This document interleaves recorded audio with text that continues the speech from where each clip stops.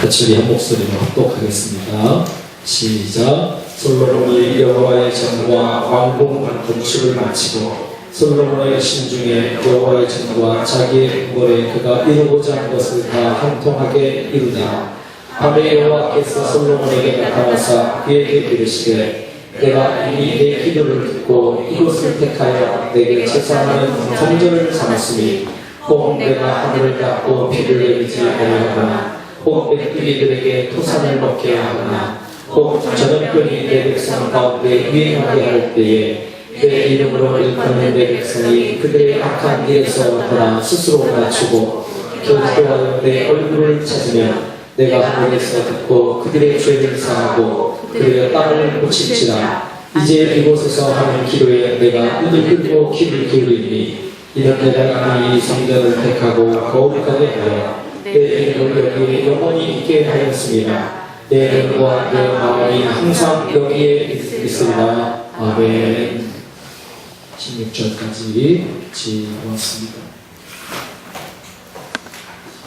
지난 한 주간이 북한이 어떻게 할지 고민하고 얘기를 하다가 아무 이상 없으니까 또 이번 한 주간이 또 고민합니다. 매 순간순간이 긴장의 삶인 것 같습니다. 하나님이 왜 이런 일을 우리 민족으로 당하게 하실까? 그동안 1950년에 전쟁이 일어나고 지금까지 60년이 넘는 60년 가까이, 이제 60년인가요? 올해 6.25 전쟁 이제 일어나고 53년에 우리가 정전협정을 맺으면서 그때까지 왜 하나님께 60년 동안 우리 민족을 이렇게 남북으로 갈라지게 하셨을까? 근데 아마 이렇게 생각해 보면 이런 부분들이 있어야 우리나라가 통일이 속히 오게 되는 것 같습니다. 무조건 어렵고 힘들다고만 얘기하는 것이 아니고 하나님 우리 민족을 또 다른 방법으로 사용하시는 방법이기도 합니다. 그러나 중요한 것은 우리 민족이 하나님 앞에 너무나 많은 죄를 지었다는 사실에 우리 다 같이 회개된 시점에 지금 와 있는 것 같습니다. 중요한 것은 우리 민족이 하나님 앞에 회개하면 하나님 우리의 기도를 들으시고 역사하시고 은혜를 베풀어 주시는 줄을 믿습니다. 그래서 하나님이 이 땅을 고치시고 새롭게 주셔야만 우리 민족이 새로운 힘을 얻고 민족이 하나 될 줄 믿습니다. 그래서 오늘 제가 기도하면서 어떤 말씀을 하나님 해야 되는가 고민하다가 이 말씀을 이제 함께 나누려고 합니다. 제목을 한번 따라할까요? 앞에 있죠? 이 땅을 고치소서. 한번 따라합시다. 시작. 이 땅을 고치소서. 아멘. 오늘 본문 내용은요, 솔로몬이 약 7년 기간 동안 성전을 건축했습니다. 그리고 성전이 완성되어서 하나님 앞에 봉헌식을 하는 그 시기에 하나님께서 나타나서 솔로몬에게 역사하시고 은혜 베푸시는, 그리고 말씀하시고 내가 이곳을 통해서 나의 거룩한 뜻을 이루고 이곳에서 기도하면 내가 듣고 응답해 주겠다고 하나님이 말씀하시는 내용입니다. 솔로몬이 이 봉헌식에서 기도를 마치니까 하늘에서 불이 내려서 재물을 사르고 여호와의 영광이 그 성전 안에 가득했습니다. 그 당시에 특별한 경우에 하나님의 임재가 있었습니다. 그저 항상 우리 가운데 성령으로 오신 것이 아니었고 하나님께서 때로는 인간의 모습으로 나타나서 사람들에게 오시기도 했고 신의 산에서는 하나님 불과 구름 가운데서 임재하시기도 하셨고요. 그 실제적으로 하나님이 이스라엘 백성들에게 딱 나타나서 우리처럼 성령으로 함께 하셨던 것이 아니고 물론 다 보고 계셨지만 그러나 그때는 하나님의 임재가 그렇게 쉽게 나타나지 않는 때였습니다. 그 성전에 하나님의 영광이 가득했습니다. 이곳에 지금 주님의 성령이 우리 가운데 계심을 우리는 믿습니다. 함께 하십니다. 여러분, 하늘에서 불이 내렸다는 것은 하나님께서 솔로몬의 기도를 응답해 주셨고 그 재물을 받으셨다는 것입니다. 솔로몬의 기도를 들으신 하나님은 오늘 우리의 기도를 들으시는 하나님이신 줄 우리는 믿습니다.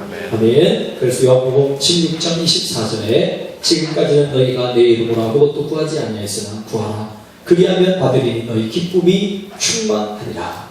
아멘. 열심히 예수님의 이름으로 여러분 구하시기를 바랍니다. 불로써 하나님의 응답을 받은 솔로몬과 모든 백성은 하나님의 응답에 감사해서 감사 제사를 드렸는데요. 그 감사 제사를 지내는 제물의 수가 엄청났습니다. 소가 여기 성경에 그렇지 않았지만 성경에 보면 소가 22,000마리. 예? 오늘 아침에 일어나고 했더니 600만 원씩만 잡자 한 마리에 그랬더니 약 120억 정도가 넘는 거예요. 예? 그리고 양은요 더 많습니다. 양은 얼마일까요? 12만 마리. 12만 마리. 하나님 앞에 온 성도들이 너무 하나님의 임재에 감사하며 하나님 앞에 예배를 드렸어요. 그때 하나님께서 그 밤에 이 거대한 성전 보고식이 끝난 다음에 하나님은 밤에 솔로몬에게 나타나셨습니다. 두 번째 나타나신 거예요. 첫 번째는 언제 나타나냐면 1,000번제를 하나님께 드렸을 때 1,000번제 하나님께 드렸을 때 하나님이 나타나서 솔로몬아 내가 너에게 무엇을 해줄까? 주님 나는 어린아이와 같습니다. 이 백성들을 통솔할 수가 없습니다. 그래서 지혜를 주십시오. 그래서 하나님께 지혜를 구했더니 하나님이 그에게 지혜를 주셨습니다. 아멘. 그리고 두 번째 오늘 나타나신 거예요. 두 번째 나타나서 하나님이 그에게 쭉 말씀하십니다. 그러면서 하나님이 내가 이 땅 너희들이 이곳을 위하여 기도하고 이곳에서 하나님을 의지하고 하나님을 바라보며 내가 너희의 기도를 응답해 주겠다 라고 말씀하시고 계십니다. 하나님께서 이제 이 오늘 주신 말씀의 핵심이 무엇이냐면 이스라엘 백성들이 하나님께 범죄하면 땅에 문제가 생길 것인데 그때 이스라엘 백성들이 하나님의 얼굴을 구하면 하나님께서 용서해 주시고 땅의 문제를 풀어주시겠다라고 말씀하시는 거예요. 실제로 이스라엘 역사를 보면 하나님을 떠나서 땅에 많은 문제가 발생된 것을 볼 수 있습니다. 여러분 사사시대에는 이스라엘 백성들이 범죄로 땅에 문제가 생기고 땅의 문제로 인해 회개하고 하나님의 얼굴을 구하니까 하나님께서 그들의 죄를 용서해 주시고 다시 땅의 문제를 해결해 주시는 것의 반복적인 것이 사사기에 기록된 내용입니다.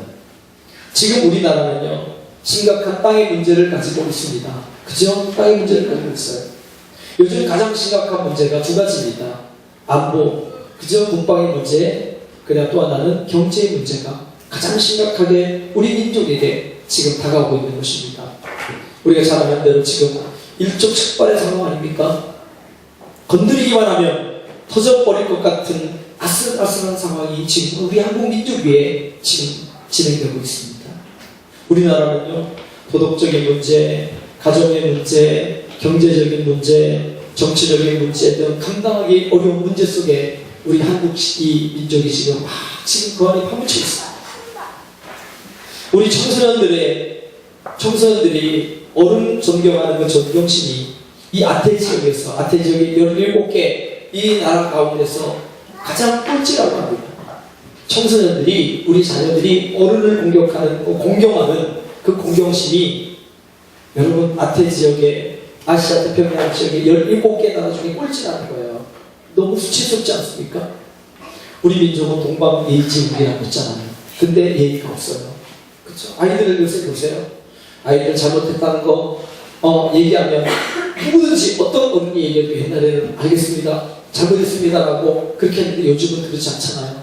당신이 뭔데 나한테 상관해요? 막 대들고 있어요. 아이들이 너무너무 무서운 거예요. 너무 폭력적이에요. 예의가 다 떨어졌어요. 그 다음에요 여러분 우리나라에 불명예스러운 1위가 있습니다. 1위 네? 잘 알죠?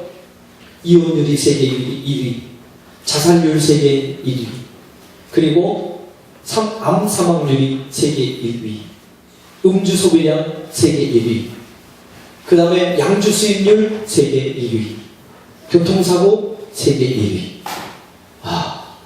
우리나라 대단히 잘났죠, 그죠? 1등이 많아요, 우리나라.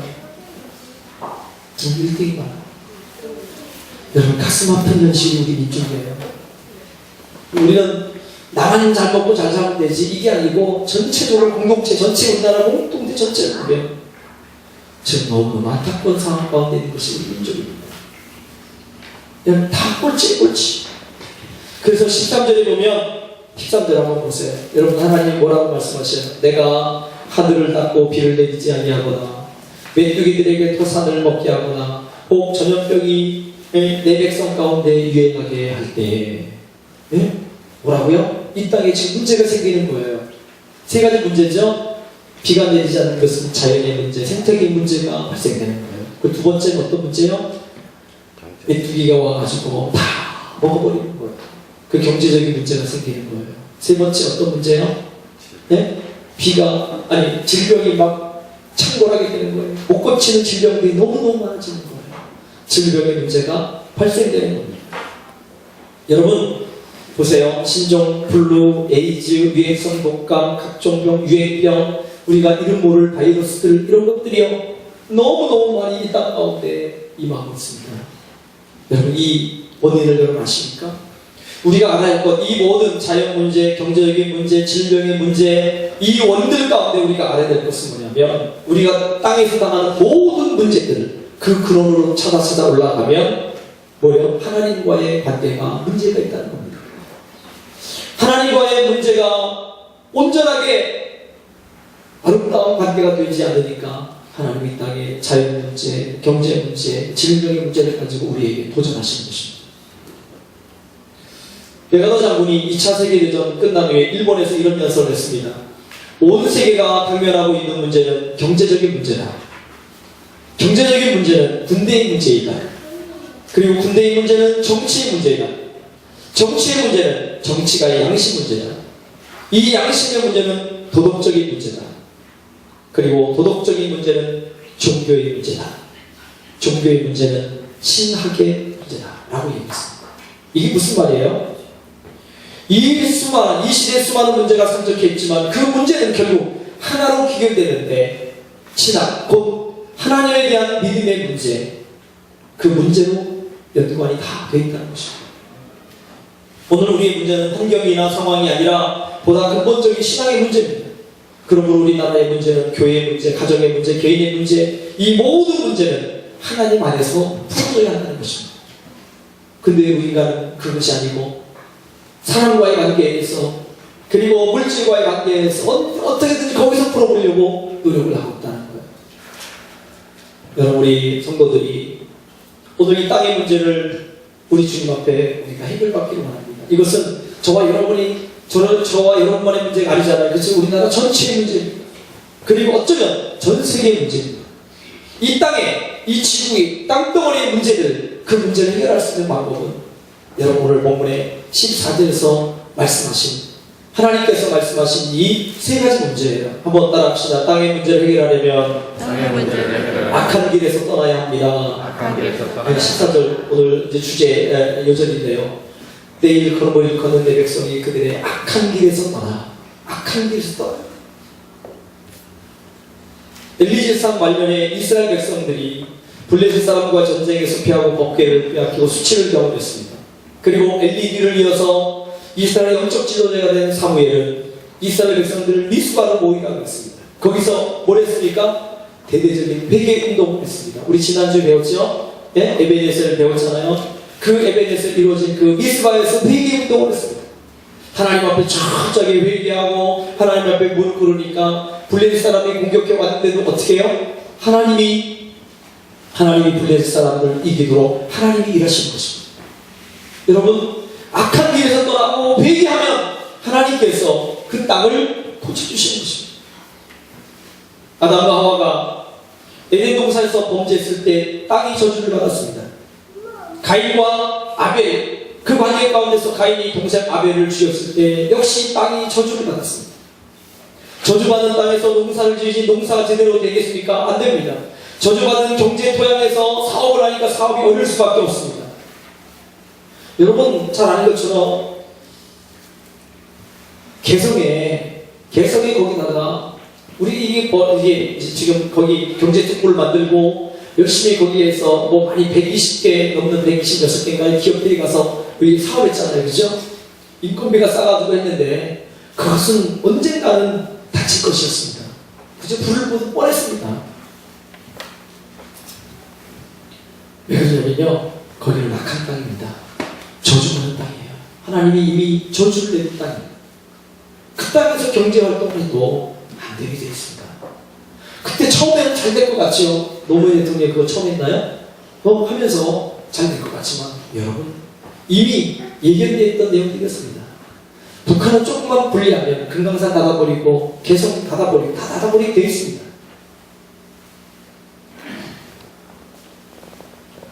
엄청난 돈을 갖다 퍼주고 유화정책을 낼 것 같지만 여러분 북한은 이미 우리가 신천지 얘기하는 것처럼 모략자들입니다.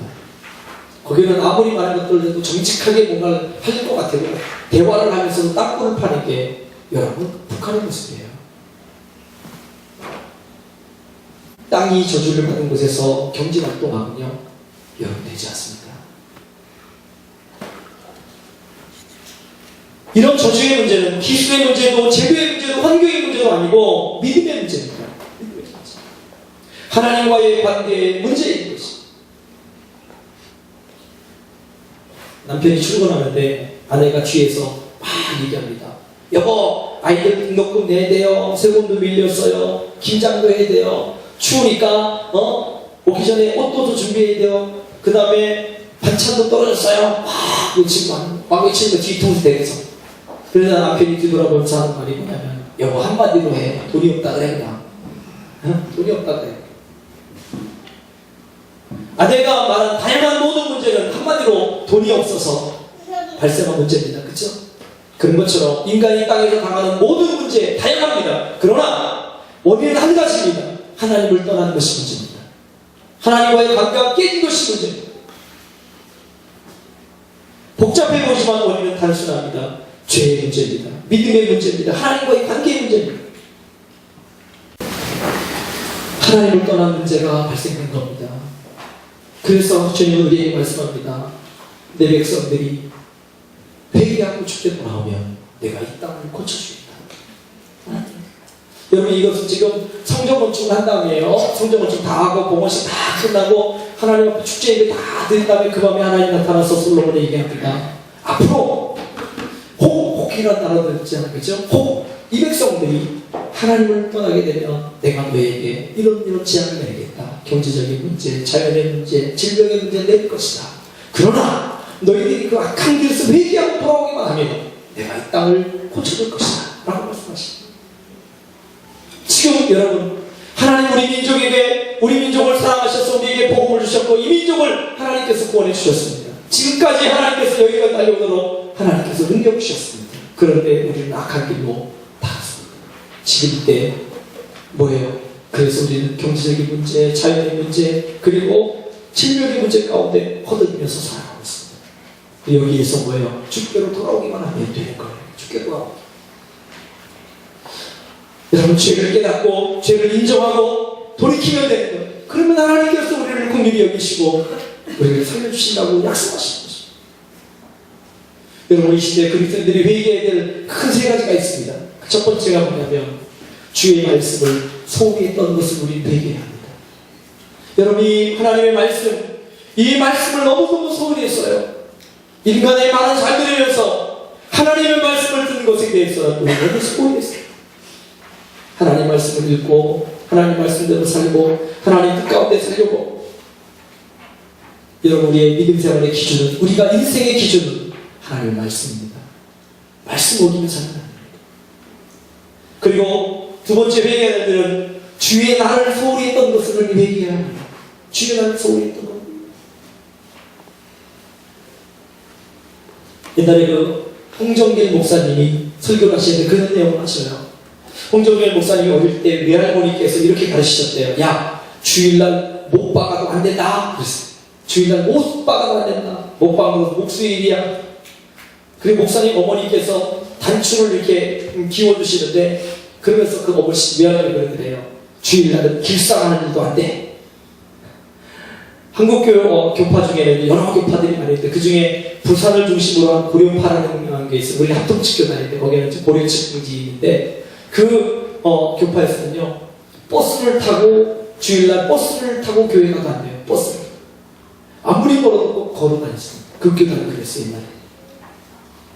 그리고 여러분 이제 지금은 하늘나라 가셨지만 고려신학교 지금 이제 고시대학교 초대 학장이셨던 박윤선 목사님이 주일날 후배 선교사가 왔는데 미국으로 이제 떠나게 됐는데 마중 나가는데 버스를 타고 갔어요. 그것 때문에 자기가 너무 양심에 가책이 되었다는 거예요. 고시기만 얘기했는데 그분이 그러면서 그분이 학장을 내려놨습니다. 교수직 그만두셨어요. 내가 이러고도 하나님 앞에 교수, 신학생들을 같이 쓴 교수인가? 우리가 생각할 때 지금 이렇게 하면 너무 율법적이고 주일날 꼭 이렇게 해야 되는가? 라고 시대에 맞지 않는다 라고 그렇게 말할 수 있습니다. 그러나 여러분, 우리가 그런 정신을 가지고 살아야 합니다. 정신. 주님의 날을 그렇게 귀하게 하나님 앞에 예배드리며 하나님을 섬기며 하나님 뜻 가운데 살려고 우리는 그렇게 몸부림치며 살아야 합니다. 그래서 예전에 제가 어렸을 때도 그랬습니다. 제가 어렸을 때도 아침에 9시에 우리 예배인데요. 아침에 7시 반에 예배를 했습니다. 걸어가는데 몇 킬로, 10킬로 좀 안 되는데 10킬로는 안 되지만 예배가 교회 예배당이 없으니까. 그리고 다른 것 가지 말고 어머니가 항상 막 그냥 걸어다니는데 얼마나 주일마다 제가 싫었는지 몰라요. 난 어렸을 때. 근데 그렇게 주일 성수하고 이렇게 열심히 하고 그렇게 순수하게 하나님을 믿었는데 지금은 그렇지 않습니다. 주님의 날에 대한 그 개념들이요 너무 희박해졌습니다. 주일날은 요새 보세요. 주일날을 우리 한국교회가 잃어버리고 하고 있잖아요. 주 5일 근무하니까 여러분 주일날이 없애버렸어요. 주일날 없애버린 교회도 있어요. 그리고 주일 예배를 여러분 금요일날 밤에 드립니다. 어느 교회가 그렇게 됐어요. 그래서 금요일날 밤에 예배 드린 다음에 2박 3일 놀러 다 예배 끝나고 짐 다 싸가지고 예배당에 차례다 꽉꽉 치운 다음에 예배당에서 예배 드리고 들로사고 놀러 가는 거예요. 여러분 이 교회들이 한국에 많이 있습니다. 여러분이 하나님의 징계의 대상 하나님은 그걸 원치 않습니다. 한국교회 회개, 주의 날에 대한 회개가 한국교회에 일어나요. 하나님의 거룩한 날, 이 날을 어떻게 해요? 지키라고 말씀했습니다.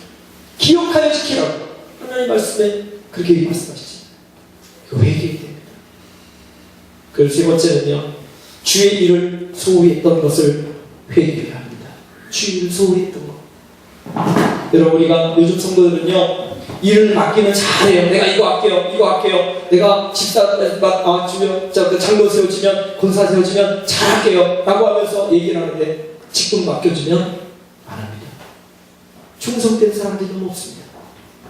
어떤 직분을 맡겨주는 것에 대해서는 그것을 위해서 혈안을 내가지고 뇌물 쓰고 막 그렇게 하는데, 직분을 딱 맡겨주면 그냥 명예직이에요. 충성하지 않습니다. 여러분, 이게 문제입니다. 이거 하나님이 회개하라고 말씀하십니다. 회개하라. 우리가 잘 아시잖아요. 우리에게 직분을 주신 것은 나를 충성되게 여겨 직분 주셨다고 했는데, 여러분 이 시대는 충성하지 않습니다.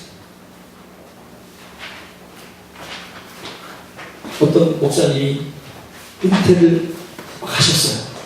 은퇴하신 다음에 이 노인 목사님이 집에 계시는데 어느 날 저녁에 손님이 찾아오셨는데 밤 손님이 찾아오셨어요. 강도가 와가지고 그 흉기를 들이대면서 엎드려! 그리고 식구들을 방 한가운데 다 몰아놓고 그리고 막 이제 칼 가지고 돈 내놓으라고 얘기합니다. 그때 목사님이 70세 된 그 은퇴하신 목사님이 목숨만 살려주면 있는 건 다 드리겠습니다. 강도에게 얘기합니다. 그리고 은퇴금 70세 된 동안 지금까지 했던 그 은퇴 자금 그리고 통장 이런 것들 다 강도에게 다 줬습니다. 강도가 얘기합니다. 앞으로 10분 동안 일어나면 온 가족이 죽을 거야 라고 얘기하면서 이불을 가고다가 뒤부터 벗겨놓고 자기 도망갔습니다. 목사님이 이불을 뒤집어 쓰고 땅바닥에 엎드려 있는데 하나님의 음성이 들려왔습니다. 좋아, 목숨만 살려주시면 있는 대로 다 드리겠습니다. 참 내가 듣고 싶었던 신앙 고백이었다. 참으로 오랜만에 듣고 싶었던 신앙 고백 내가 들었다. 그런데 그 고백 강도 앞에서 해야 했더냐? 누가 내 목숨을 살려주었더냐? 내가 진짜 엎드려야 할 곳이 어디더냐?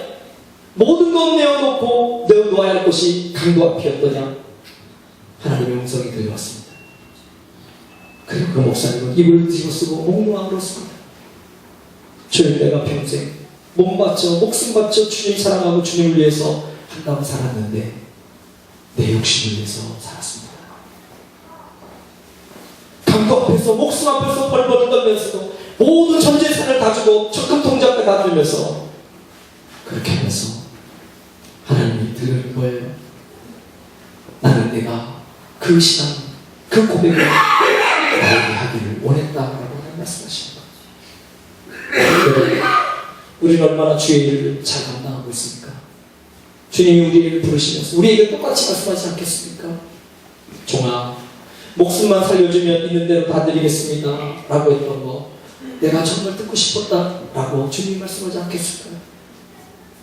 근데 우리는 사람 앞에서 그리고 다른 것 명예 앞에서 권력 앞에서 우리 벌벌 떨면서 목숨을 두고라는 것이 우리들의 모습 아닌가요?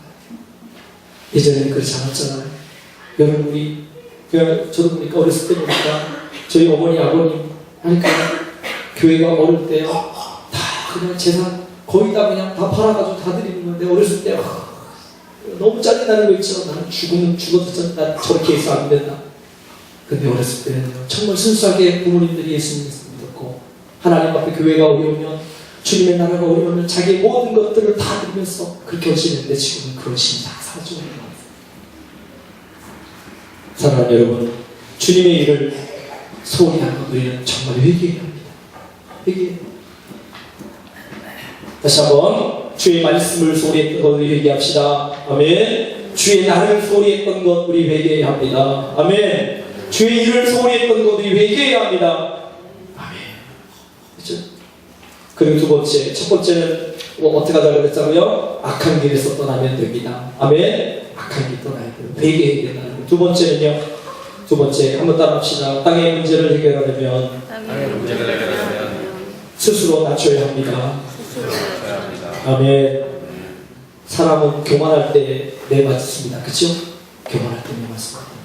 그래서 잠언 18장 12절에 사람의 마음의 교만은 멸망의 선봉이라고 말씀했습니다. 멸망의 선봉.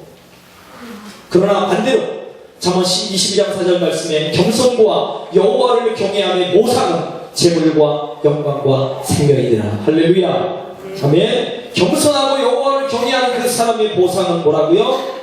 재물과 영광과 생명이라고 말씀하십니다.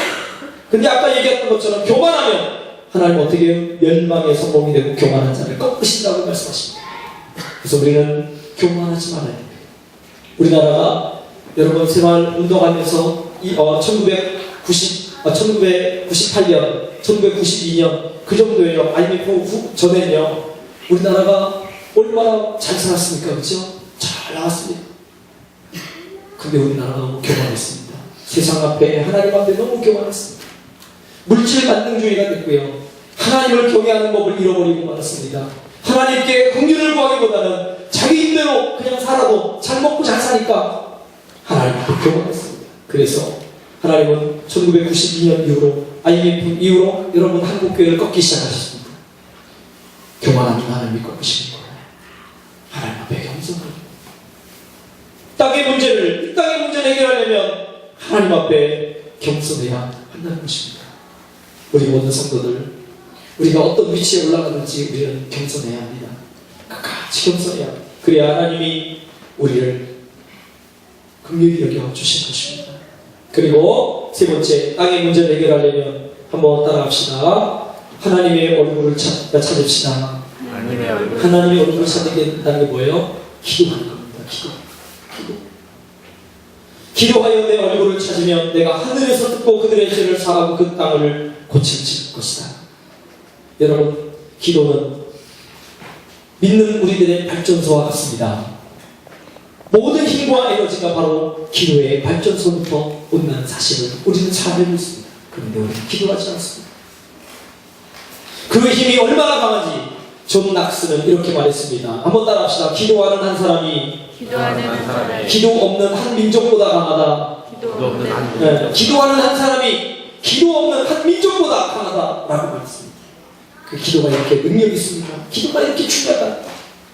아무리 많은 사람이 있다 할지라도 여러분 이 국방에 우리나라의 국방 다스리는 지금 지키고 있는 군인들이 60만 대군 뭐 얘기하지만 그 60만의 기도하는 사람보다는 한 사람의 기도하는 사람을 하나님 더 기뻐하시는 거예요.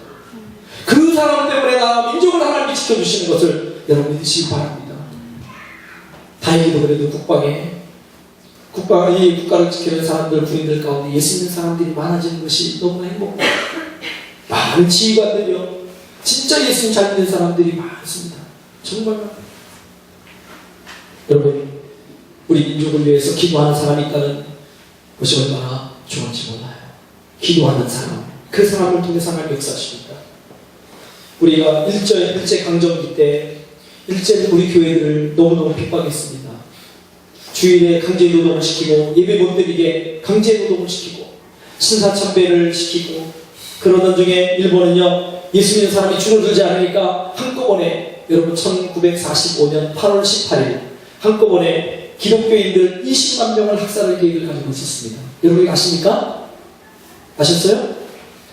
여러분, 일본이 1945년 8월 18일 날 기독교인들 20만 명을 학살할 계획을 가지고 있었습니다.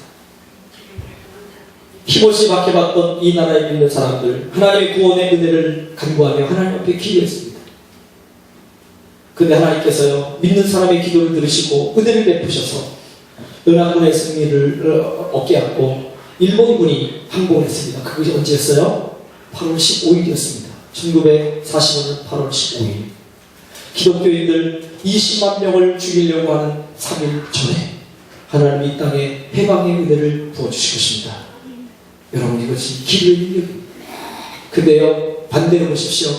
8월 15일 날 일본이 항복하는 그때 어떤 일이 벌어졌습니까? 일본의 히로시마 나가사키에 뭐가 떨어졌어요? 원폭이 떨어졌죠. 그때 죽은 사람이 일본 사람들 20만 명입니다. 여러분, 이것이 우연일까요? 아닙니다. 한국의 기독교인들 20만 명을 죽이려고 하는 일본 향해서 하나님은 20만 명의 무고한 생명들을 거둬가셨습니다. 여러분, 기도의 능력이 있습니다. 우리 민족이 기도하면, 우리가 하나님 앞에 무릎 꿇고 하나님 앞에 엎드리면 하나님은 우리의 기도를 결코 외면하지 않는다는 사실을 기억하시길 바랍니다. 솔로몬의 성전 봉헌 기도를 들으시고 그에게 응답하신 하나님은 땅을 회복시켜 주신다는 것이었습니다. 나라가 위기 가운데 있을 때, 사회 곳곳에 비패한 모습을 볼 때, 가정과 일터와 교회가 힘들 때 우리는 하나님의 전에 나와서 부르짖어야 합니다. 히스기야 왕은 유대의 선왕이었습니다. 하나님은 히스기야에게 은혜를 주시고 그 당시 유대에게 큰 위협이 됐던 아수르가 공격해 왔습니다. 아수르의 군인들이요, 그때 당시에 18만 5천명의 군대가 예루살렘 성을 포위했습니다. 하나님께 기도했어요. 하나님, 어떻게 됩니까? 이스라엘 백성들이 고작해야 몇만 명 되지 않는데 아수르의 군사는 18만 5천 명이나 됐습니다. 히스기야와 하나님의 백성들이 하나님 앞에 눈물로 기도했습니다. 그랬더니 하나님께서 그 밤에 이스라엘 백성들을 보호해 주시는데, 하나님께서 아수르 군대끼리 자기들끼리 싸우게 하셔서 18만 5천 명을 한꺼번에 죽여버리고 말았습니다. 히스기야가 죽을 병에 걸려 하나님 앞에 기도했을 때 하나님은 그의 기도를 들으시고 15년 동안 생명을 연장시켜 주셨습니다. 여러분, 이 역사를 보면서 우리나라에도요, 잘 아시는 1950년 6.25 전쟁이 일어났을 때 우리나라가 북한군에 밀려 몇 주가 못되어 부산까지 내몰리게 되었잖아요.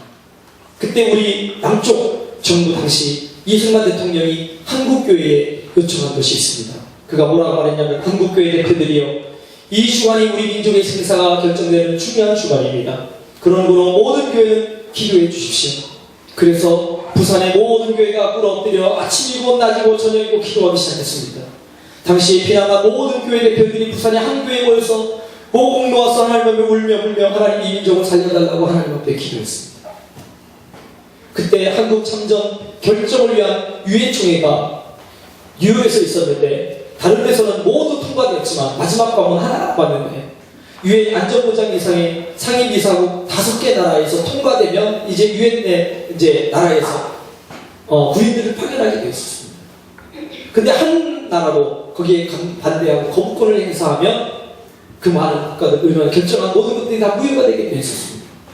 그런데요, 문제가 되는 것은 중국은 아니었고 소련이 거부권을 행사하고 있었던 거예요. 그때 당시 거부 안 된다. 그런데 한국교회가 그때 하나님 앞에 기도 많이 했습니다.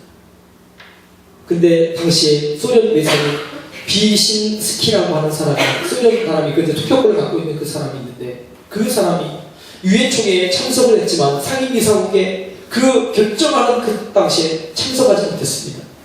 이 사람은요, 국제법 박사였고요. 당시 미국 국무장관 델레스와 더불어 세계를 양분했던 명의상 중에 한 사람이었습니다. 이 사람이 그 자리에 참석하지 못해서 5개 나라 가운데 4개국만 참석해서 과반수 이상이 참석해야 되는데 4나라가 참석했는데 중국이 거기에서 무역됐고 3나라가 찬성했습니다. 그리고 다른 나라가 했는데 거부권 한 사람 되는데 중국은 무역 그냥 기권해버리고 이 소련이 거부권을 행사하기 위해서는 이 사람 참석을 못한 겁니다.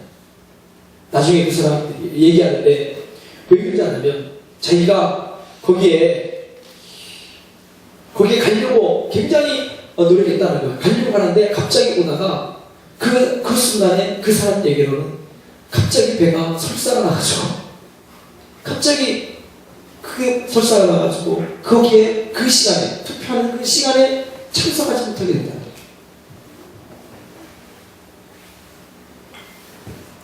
여러분, 한국교회 기도를 하나님 들어주셔서 살려주시거든요. 그래서 유엔국에서 결정해서 상임이사국에서 결정해서 이제 메가나 장군을 통해서 연합군이 미국군이 들어와서 인천 상륙작전을 통해서 우리나라가 다시 점점 회복되게 되어 있습니다. 사랑하는 여러분, 지금 우리나라는 국가적인 위기입니다. 우리나라 사람들은 전쟁에 대한 염려 없이 평안하게 보내고 있는데 외국에 있는 사람들은 더 난리잖아요. 그렇죠? 지금 한국에 전쟁 날지 모르니까 빨리 지금 핏이 나오라는 거예요. 외국은 나오라는 거예요.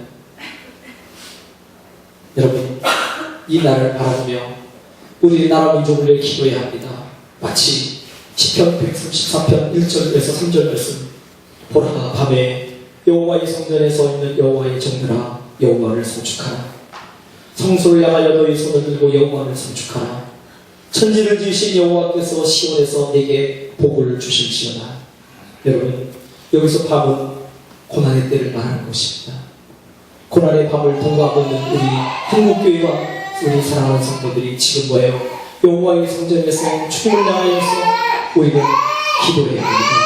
사랑하는 여러분, 기도하면 하나님께서 역사하시고 은혜를 베풀어 주십니다. 기도하면 응답하시고 우리의 생활 전반에 하나님께서 골고루 역사하시고 은혜를 베풀어 주십니다. 아까 말씀드렸던 것처럼 다양한 수많은 문제들이 있는데 수많은 문제들의 그 원점으로 찾아 올라가면 그 점은 하나님과의 관계가 깨어지는 것부터 시작된다는 것입니다. 하나만 더 말씀드리고 이제 정리할게요. 얼마 전에 글을 읽는데 그런 글이 있더라고요. 뉴욕타임스에 보도된 글이 우리나라 신문의 실린 기사입니다. 우리가 여기 이제 지금 우리 권사님 다루고 계시지만 포천중문의대 차병원에 차광렬 박사님이 계시려면 잘 모르지만 하여튼 거기 그 교수님하고 콜롬비아 의과 산부인과 로저 리오 로보라고 하는 박사님이 불임 치료를 받은 환자들을 대상으로 기도와 임신 성공률의 관계를 조사했답니다. 근데 그 이제 불임 때문에 고생하는 그 여자들을 대상으로 이제 연구를 했습니다. 그래가지고 그 연구한 사람들, 그 사람들이 얘기 전혀 안 하고 두 사람을 약 100명의 사람들의 자료를 모아가지고 한 사람은 그 50명을 모아가지고 50명을 어떤 기독교 단체가 기도를 요청했답니다. 이 사람들이 지금 불임인데 이 사람들을 좀 기도해 주십시오. 그리고 50명의 사람은 그냥 놔두고 병원 치료를 하면서 개선했답니다. 근데 거기 발표하는 거 보니까 연구가 도저히 믿을 수 없는 연구 결과가 나왔답니다. 뭐냐면 이쪽에 50명 기도 동력자들이 기도하면서 이 사람이 하나님 불임이랍니다. 이 사람들을 하나님께서 아기를 낳게 하시고 하나님의 부르다가 기도했던 사람들은요, 여러분 50명 중에 30명이 임신을 겁니다. 그리고 이쪽에 불임이를 판정받은 사람들은 한 명도 임신하지 않았다. 우연일까요? 여러분, 기도의 능력이 있습니다. 하나님 우리의 기도를 들어주시기 원하십니다. 지금 이 시대 한국을 위해서 우리 성도들이 기도할 때입니다. 지금은 다른 국가적인 아무리 좋은 미사일, 아무리 좋은 국방력을 갖고 있다 할지라도 하나님이 쓰러뜨리면 끝나는 건데, 아까 전박사가 얘기한 것처럼 기도하는 한 사람이 한 민족을 지킬 수 있습니다. 그것이 하나님입니다. 이 땅을 고치려고 하면 하나님께 기도해야 합니다. 저희 여러분이 이 민족을 위해서 노하게 기도해야 됩니다. 역사를 봤어요. 일제시대나 그리고 유교사전 때도 한국을 위해서 정말 열심히 했던 사람들은 기독교인들입니다. 나라를 지키기 위해서 목숨 걸고 하나님의 나라와 그 영광을 위해서 달려갔던 우리 민족 아닌가요? 여러분, 이 시대에 우리 성도들이 하나가 될 때고 기도할 때